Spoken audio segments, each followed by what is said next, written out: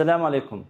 В вопросе воспитания детей родителей можно разделить на три категории.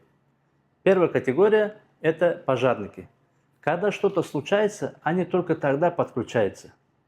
Чем это чревато? Тем, что это что-то уже произошло, что в принципе можно было и миновать. Вторая категория – это дрессировщики. Принеси, подай, уйди, не мешай. Чем это чревато? Тем, что другие дрессировщики могут прийти и воспользоваться этим в своих корыстных целях.